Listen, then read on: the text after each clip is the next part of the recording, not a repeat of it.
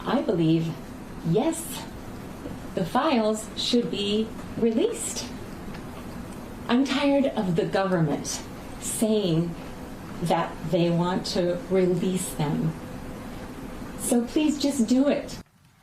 That's just one of the many Jeffrey Epstein accusers demanding transparency and making sure that the voices of survivors don't go unheard. Now, a group of House Democrats is following their lead. This week, in a letter to House Oversight Committee Chairman Congressman James Comer, lawmakers called for a congressional hearing with the victims of Epstein, writing, "If we are to hold powerful people to account, our investigation must center the voices they tried to silence." That request came after two anonymous survivors filed letters to the court in Epstein's federal criminal case in Manhattan condemning the DOJ's request to unseal grand jury testimony and its handling of the files. One of the survivors wrote, quote, "I am not some pawn in your political warfare. Why not be completely transparent? Show us all the files with only the necessary redactions. Be done with it and allow us to heal." And now DOJ is also asking for grand jury exhibits to be unsealed in Epstein's and his accomplice Ghislaine Maxwell's cases.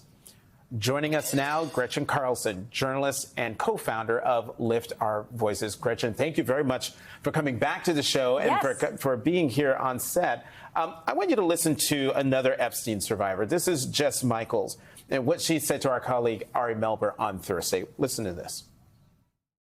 I have not heard the words Epstein survivor out of the White House ever. This is a very personal, painful, both physically, emotionally, mentally, intellectually painful experience to go through, to see the level of injustice. I believe what we're seeing is a normalization of the decriminalization of sexual harm. And Gretchen, what she just said there, I would love your reaction to her saying that what we are seeing is a normalization of the decriminalization of sexual harm. Well, let me paint a picture for you here. They have been forgotten from the beginning. Back in 2006, that whole case gave a sweetheart deal to Epstein, and he continued to violate women and girls after that. Then he died in prison, and so they were not allowed to seek justice by actually having him go on trial. There was a short reprieve when Maxwell was actually convicted, but now that's being politicized. Now we have Donald Trump calling it a hoax, and now we have the idea that none of these survivors have been contacted to actually release the grand jury testimony, which, by the way, is illegal if they are not contacted to do so. And then you have Trump saying that he didn't want to hurt people. So, but the implication was not that he was talking about survivors with releasing the information. It was that maybe he would be hurting some of his friends in high places. I say all that to say that it sounds negative. However, we are in this moment today because we believe these survivors. In 2025, we live in a different cultural environment. We're not demanding that they come forward to tell their stories because we're questioning the validity of it. No, we believe them. The American public is demanding the accountability of the perpetrators. So we have both things working at the same time. We have the White House not paying attention to the survivors, and that's a negative. But we have the American public demanding information. 86% of the American public wants information. And that is a credit to the courage of these survivors for coming forward and telling their stories. That's across the political spectrum. You know, survivors are used to being forgotten. Right, and that as a part of our system. These survivors, as you said, almost everyone is calling for some kind of justice for them. Justice looks different for every survivor. So talk a little bit about, as you know, these women who were girls when they were hurt and raped. What justice looks like for them? What is it? What are the things that, for the ones that you've talked, because I'm sure you've been in touch with them, we've had at least one on our show. What do they tell you about what justice looks like for them? Well, first of all, it's being believed, right? When I came forward 9 years ago at Fox News, I thought I was all by myself. And I wanted vindication that I was telling the truth. And then thousands of people started reaching out to me, and I realized, oh my gosh, we all want the same thing, right? You just want to be believed.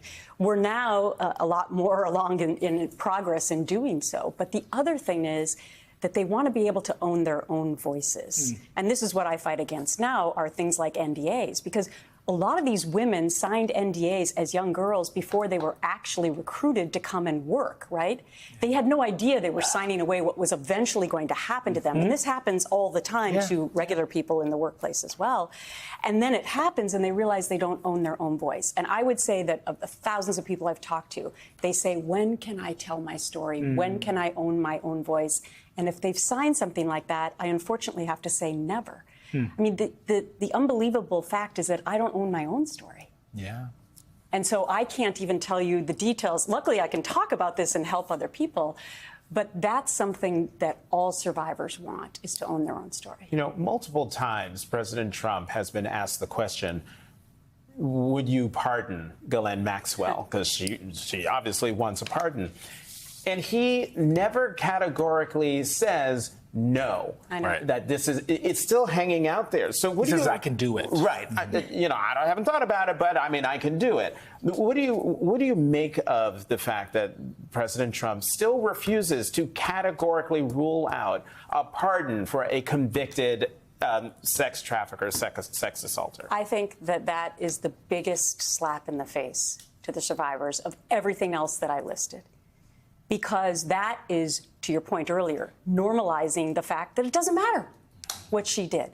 The idea that that would even be on the table for consideration, that is going to cross all party lines. There will be an insurrection if that happens. It won't just be Democrats. It'll be MAGA. It'll be independents. It will be everybody, because we are at a place in the society right now where we know that child sex trafficking is a crime and that you should not be granted clemency or any release for doing that to young women. He did release her from, well, I should say Ghislaine Maxwell was released from this maximum security prison to a Club Fed. And that is very worrisome to me, because while Congress is on recess and they can't call these hearings and have these people come testify, and by the way, they should call the survivors to come and testify for those as well. But I'm worried that another shoe may drop here, where maybe from a political point of view, they will grant her a pardon before any of the rest of that can happen.